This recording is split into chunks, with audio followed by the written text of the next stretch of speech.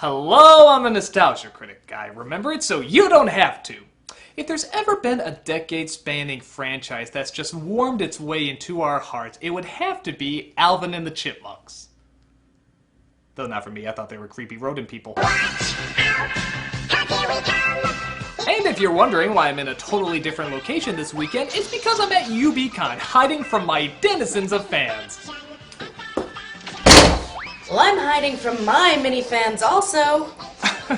What are you talking about? You don't have any fans. I do too. I'm one of the most known of female reviewers on the whole internet. Oh, please. Your audience is like really tiny. This is your audience right here. Well, I bet on my Film Academia record that I never mentioned because I'm really modest, I can out-review you! Oh, yeah? Yeah! Oh, yeah? Yeah! Wanna sing about it? God, no, that'd be silly and pointless.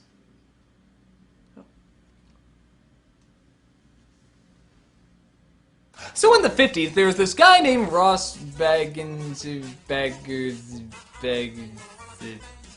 I'm calling him Tony, who got famous with the annoyingly catchy novelty song Witch Doctor, after he found that speeding up the tape made his voice sound squeaky. And it turned out so well for him that he decided he should create characters around those irritatingly high-pitched voices. And so in 1958, we got Alvin, Simon, Theodore, and their very pissed off foster father, abusive manager, don't know, played by Bag himself under the stage name of Dave Seville. The Chipmunk TV show was like a lot of 80s cartoons. It existed to sell merchandise, in this case, novelty records, a sort of proto-kids bop. They had only existed in musical form for decades before the Saturday morning cartoon, which debuted in 1983, and eventually in animated feature film form in 1987. Not to be confused, of course, with the much less effort-forth-putting live-action films that came out 20 years later. The Chipmunk adventure was sort of this culmination of the era of Alvin, sort of a around the world in 80 minutes sort of thing. With a girls versus boys thing. Dave, who used to be the constantly angry guy, is now in this movie a balls-less put-upon dorka-schmuck. David, your jacket! And your tickets! And your pants! Alvin is jealous that Dave is going on a business trip to Europe to do business. Alvin, for the last time, this is strictly a business trip. I have to go on business to Businessland. But after Dave leaves, Alvin, yearning to see the world, gets caught up in some jewelry smuggling scheme by these people while at an arcade.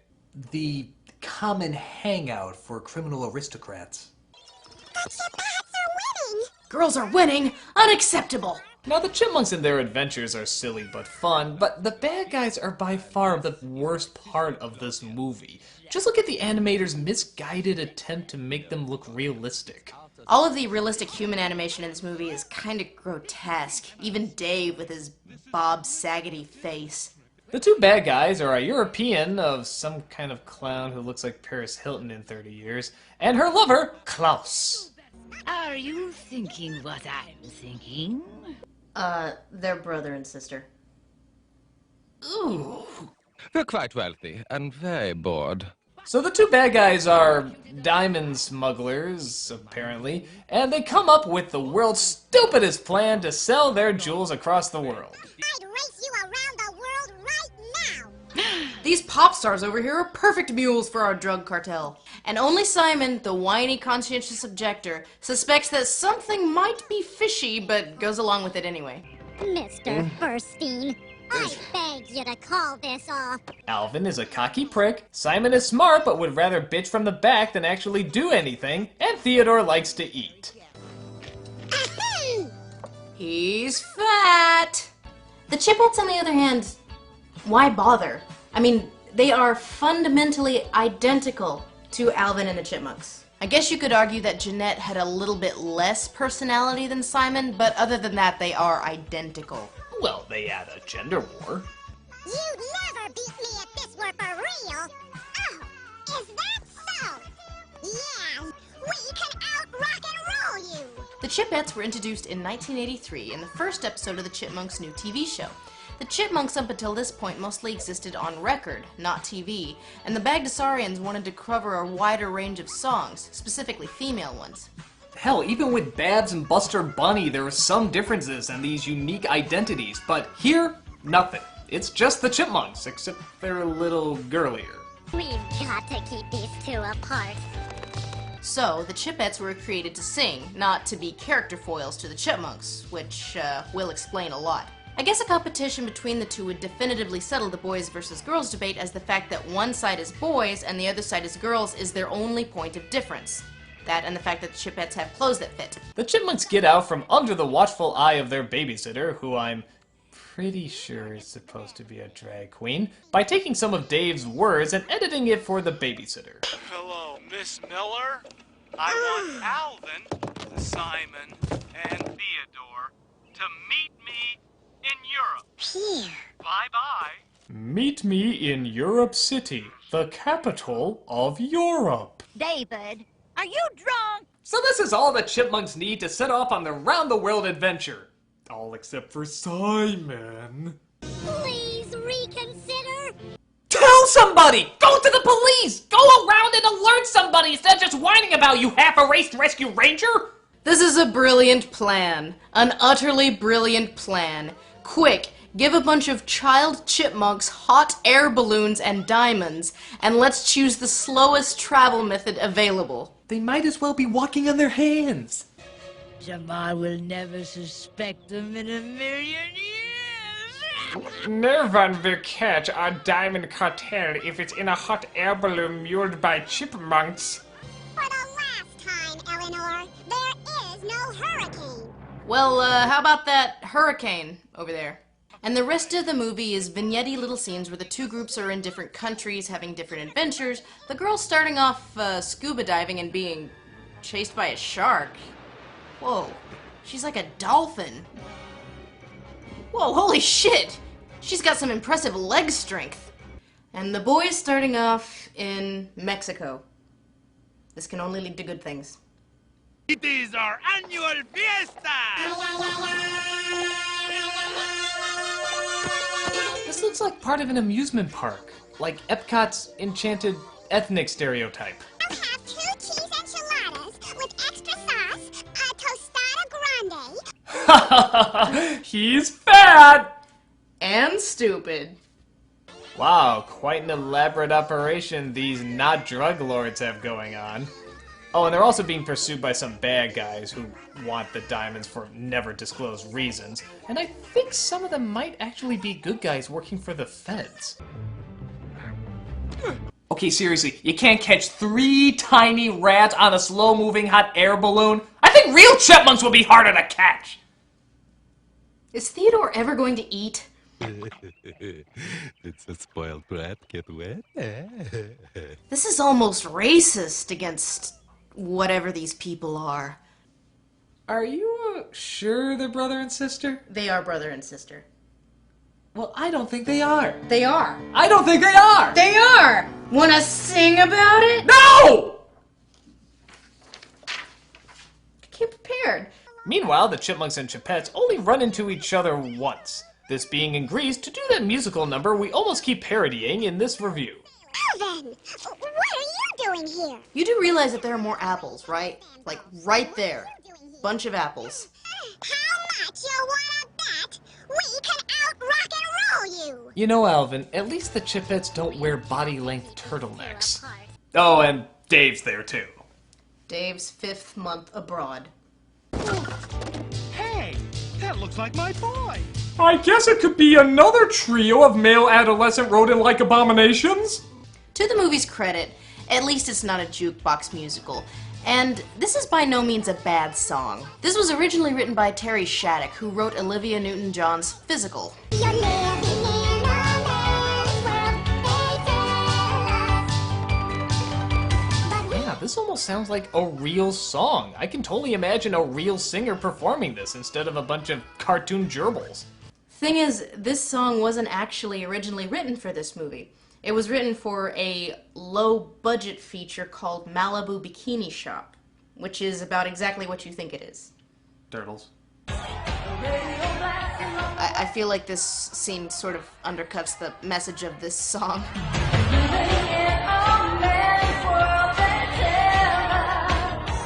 Well, to be fair, there is a lot of Chipmunk near nudity in the Chipmunk Adventure. Chipmunk in bikini, Chipmunk in sexy harem outfit, Chipmunk panty shots, Chipmunks in loincloths.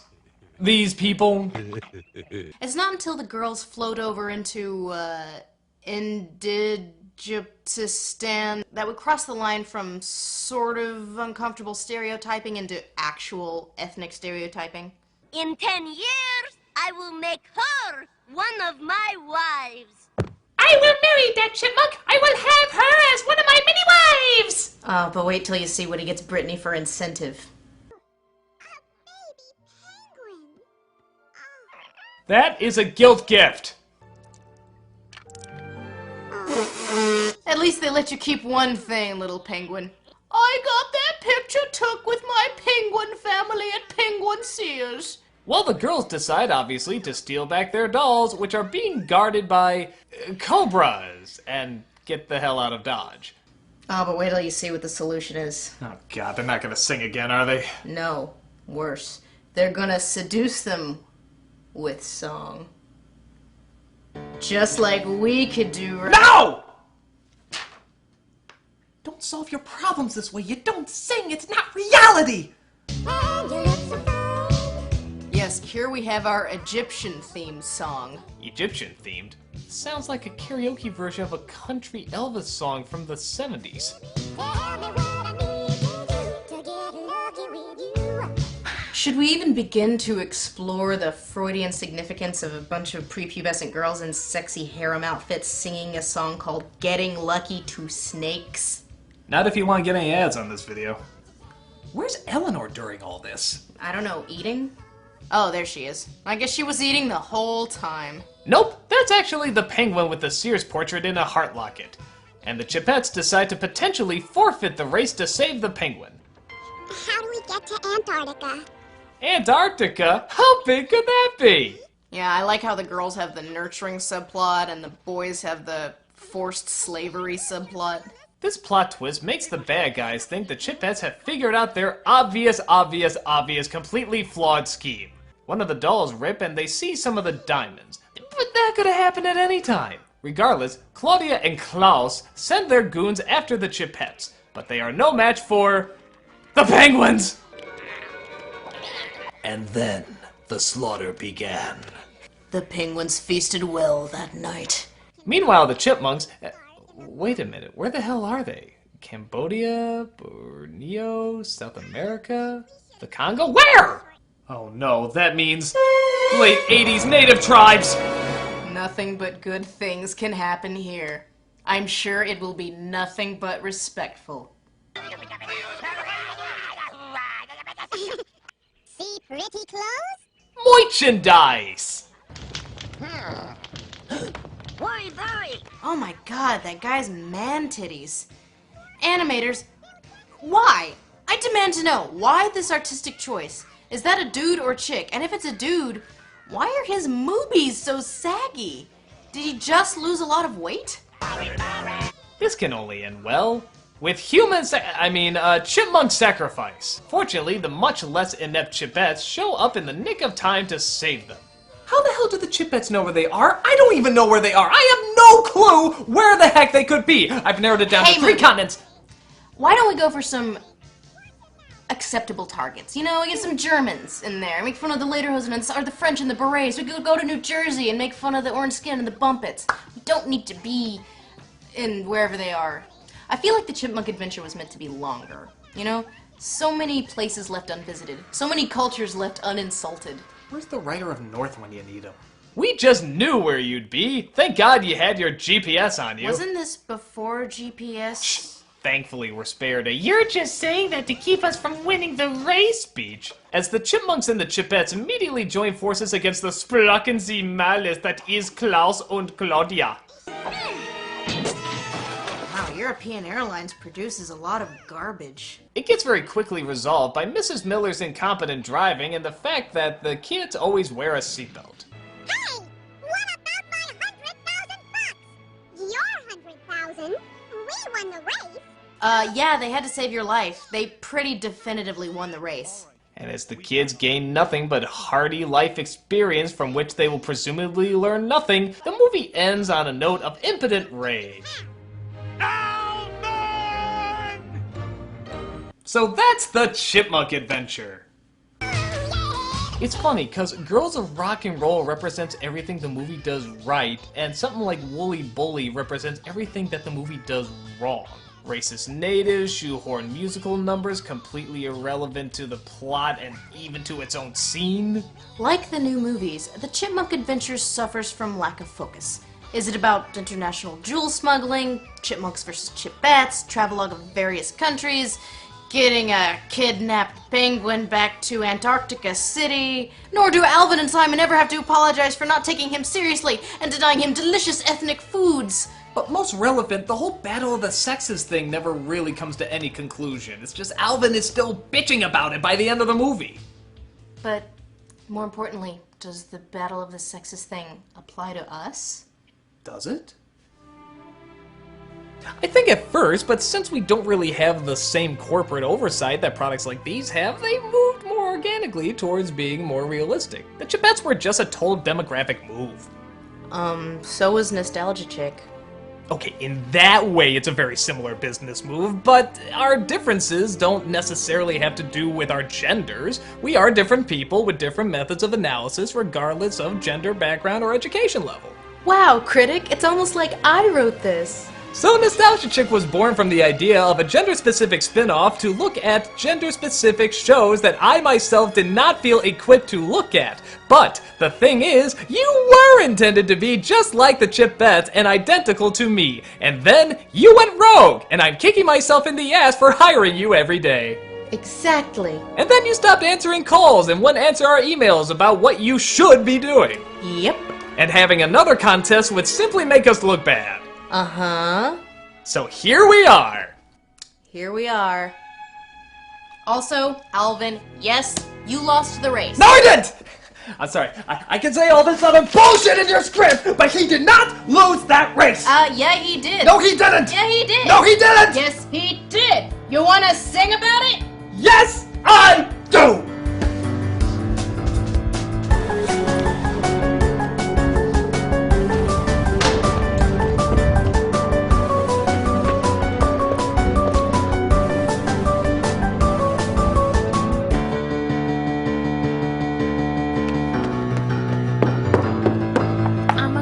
Reviewer on the internet. Oh, I'm a guy reviewer on the internet. They say there are no girls on the internet, and then they try to troll us. We know that we're better every time that they rickroll us. I'm a girl reviewer on the internet. Oh, I'm a guy reviewer on the internet. Our packages are different, but our jobs are the same. Time to put other boys versus girls on the shade. Yeah! Yeah, that was lit. Well, at least it rhymes. I'm the one that wrote it. You didn't even write it. Well, that explains why it sucks. Come on, let's outline how boys are different from girls. Okay. I like apple martinis. Well, I like beer. I'm less prone to color blindness over here. My upper body strength is really something to see. Hemophilia is really, really rare for me. I've got boobs. Well, I got boobs and no one's pressuring me to wax my pubes. I smell like flowers in the spring. Well, I got a penis.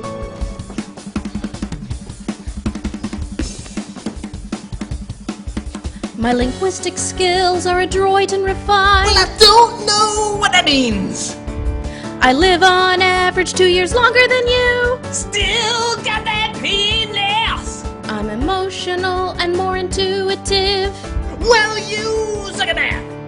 I'm more prone to depression and also distress. I will never, ever, ever have PMS. I'm a girl reviewer on the internet. Oh, I'm a guy reviewer on the internet. Our parts are different, but our jobs are the same. Time to put other boys versus girls on the shame. Well, we've struggled for thousands of years to overcome our foremothers' oppression and break through the glass ceiling, and we've sweat and bled to get out of the kitchen and get a goddamn career and contribute to society on an intellectual and emotional level, and we still only make 75 cents on the dollar compared to men!